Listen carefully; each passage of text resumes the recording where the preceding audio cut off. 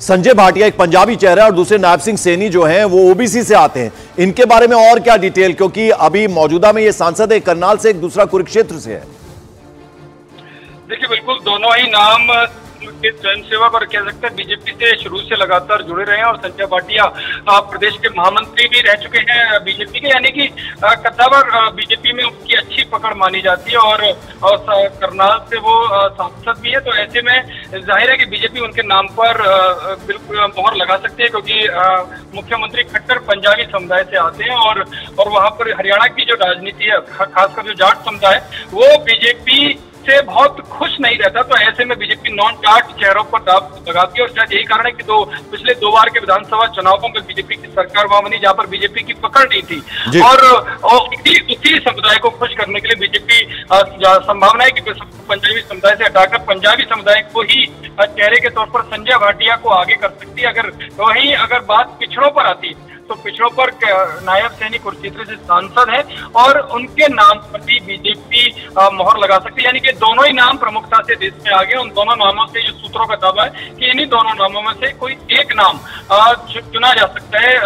हरियाणा के नए मुख्यमंत्री के तौर पर। बिल्कुल, और हमने राहुल अक्सर देखा है कि भले कितना गणित हम लोग लगा ले, लेकिन वो एक सरप्राइज फैक्टर रहता है। हमने मध्य प्रदेश में देखा और हमने साथ ही साथ राजस्थान में देखा, छत्तीसगढ़ में भी देखा। तो ये 3 नाम ABC, क्या DEF भी हो सकता है? बीजेपी ने जो हरियाणा में राजनीति की है वो नॉन जाट राजनीति की है और इसीलिए शायद खट्टर साहब को मुख्यमंत्री बनाया गया था। वो नॉन जाट मुख्यमंत्री थे और इसके कारण नॉन जाट जो कम्युनिटी बहुत सारी हरियाणा में है वो बीजेपी की तरफ आई थी।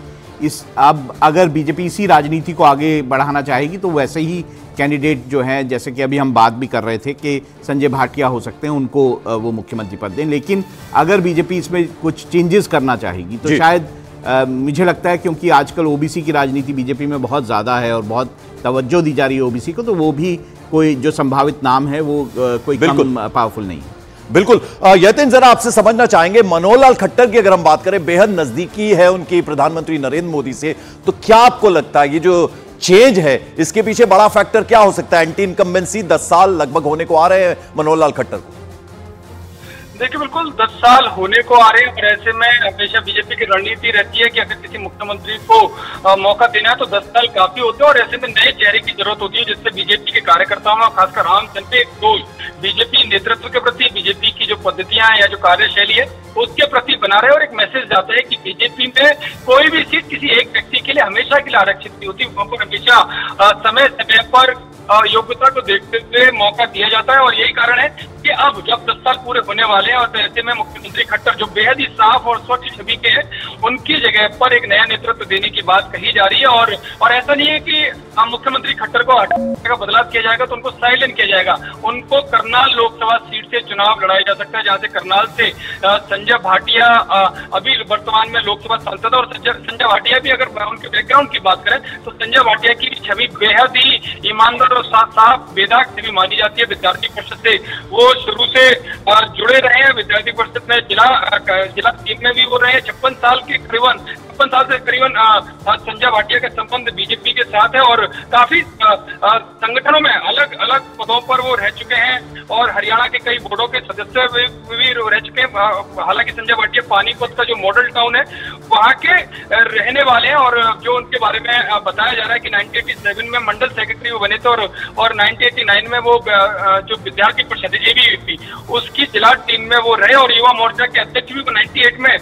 बनाए गए और यानी कि बड़ा लंबा कैरियर संघ से उनका जुड़ा रहा है। बीजेपी में उनके पास कई जिम्मेदारियां रही हैं और अब वो वर्तमान में करनाल से सांसद उनका नाम आ सकता है। ऐसे ही नायब सैनी अगर पिछड़ों में जाते हैं तो नायब सैनी का नाम भी प्रमुखता से आगे है। बिल्कुल, और जब ये सरकार बनी थी राहुल हरियाणा में, तो जेजेपी के साथ ये जो जुगलबंदी एक तरह से हुई थी, डिप्टी CM बनाए गए थे दुष्यंत चौटाला, तो सब कुछ ठीक था। क्या लगता है आपको कि जैसा कि आपने बताया कि अगर उत्तर भारत की हम बात करें, नॉर्थ इंडिया की बात करें, तो सबसे कमजोर अगर कहीं बीजेपी नजर आ रही है तो हरियाणा में लग रही है, क्या कारण उसके पीछे? देखिए कारण बहुत सा, एक तो ये बात मानी जाती है कि जो हरियाणा का राज्य है वहाँ पर बहुत सारे फैक्टर्स इस वक्त काम कर रहे हैं। आप माने या ना माने, लेकिन किसानों वाला फैक्टर भी यहाँ पे काम कर रहा है, जबकि इसमें मनोहर लाल खट्टर जो है उनकी काफ़ी तारीफ़ की गई थी कि उन्होंने जिस तरह से पूरे आंदोलन को हैंडल किया था, लेकिन उसके बावजूद ये फैक्टर कहीं ना कहीं हरियाणा में जो है असर डाल सकता है। दूसरा, जाट राजनीति जो इस वक्त है कितना वो असर डालेगी इस पर भी बहुत ज़्यादा। देखिए अगर हम दुष्यंत चौटाला की बात करें तो जाट राजनीति का सिंबल हैं, जाटों के साथ मिक्स करने। अगर जाट और जो बाकी कम्युनिटी है नॉन जाट कम्युनिटी की में चूज़ करने की बात आई तो मुझे लगता है बीजेपी नॉन जाट कम्युनिटी को चूज़ करेगी जिन्होंने अभी तक उनको सत्ता में रखा है। ऐसे में मुझे लगता है कि ये जो जेजेपी के साथ उनका गठबंधन है वो कहीं भी टिकेगा नहीं और ये गठबंधन मुझे लगता है टूटने की संभावना, जैसे आप भी बोल रहे थे, वो टूटेगा। और बीजेपी चाहेगी, कोशिश भी करेगी कि मैक्सिमम सीटें वो जो है हरियाणा में लड़े ताकि जो उनकी संभावनाएं हैं नॉन जाट वोट उनकी तरफ मुड़ेगा और उससे जो संभावनाएं बनती हैं वो कहीं ना कहीं मैक्सिमम सीटें वहां पे जीत पाए। बिल्कुल यतिन, जरा ये भी समझना चाहेंगे आपसे, क्या कुछ नेगेटिव भी गया है मनोहर लाल खट्टर के लिए? इस पूरा जो 10 साल का लगभग टेन्योर रहा है मनोहर लाल खट्टर का। देखिए, जिस तरह से कल प्रधानमंत्री मोदी ने मुख्यमंत्री मनोहर लाल खट्टर की तारीफ की, उससे लगता है कि फीडबैक नेगेटिव आया होगा। हाँ, जो तो दावा करते हैं वो फीडबैक ठीक कह रहे हैं कि जिस तरह से किसान आंदोलन चल रहा है और एक विशेष समुदाय की जो नाराजगी लगातार बढ़ती जा रही है, तो उसमें ध्यान में रखते हुए बदलाव की सिफारिश की गई थी और उस सिफारिश को जो सर्वे रिपोर्ट आई उसको बीजेपी नेतृत्व ने माना भी। और बीजेपी नेतृत्व की जो रणनीति रही है शुरू से यही रही है कि एक समय यानी कि 8 से 10 साल का एक समय काफी रहता है एक नेता को उभारने के लिए, एक मौका देने के लिए। उसके बाद नई पीढ़ी को मौका देना चाहिए और उसी पॉलिसी के तहत, चाहे वो आप गुजरात देख लीजिए, मध्य प्रदेश देख लीजिए या बाकी के राज्यों में, राजस्थान में देख लीजिए, पूरी पीढ़ी चेंज कर दी गई और नए नेतृत्व को। बिल्कुल यतिन, जरा अपडेट लेना चाहेंगे आपसे। जो खबर आ रही है वो ये है कि जो 2 ऑब्जर्वर्स हैं, आपने नाम बताए, अर्जुन मुंडा केंद्रीय मंत्री है, उसके अलावा तरुण चुग, वो पहुंच गए चंडीगढ़। क्या जानकारी यतिन? मेरी आवाज? दो ऑब्जर्वर तय किए केंद्रीय मंत्री अर्जुन मुंडा, तरुण चुग, उनको सुबह ही बोल दिया गया था कि 11:30 बजे विधायक दल की बैठक है, वो चंडीगढ़ पहुंचे और अब उनके चंडीगढ़ पहुंचने की खबर आ रही है और 11:30 बजे विधायक दल की बैठक होगी। वहां पर ये दोनों ऑब्जर्वर पार्टी के वरिष्ठ पदाधिकारियों से तो मिलेंगे, मुख्यमंत्री मनोहर लाल खट्टर से बातचीत करेंगे, इसके अलावा जो कैबिनेट मिनिस्टर है उनसे 1 to 1 बातचीत करेंगे और उसके बाद विधायक दल की बैठक में जाएंगे और जो केंद्रीय नेतृत्व का जो रुख होगा उसे विधायक दल की बैठक में रखेंगे और विधायक दल की बैठक की स्वीकृति के बाद नए नाम का ऐलान किया जाएगा। लेकिन उससे पहले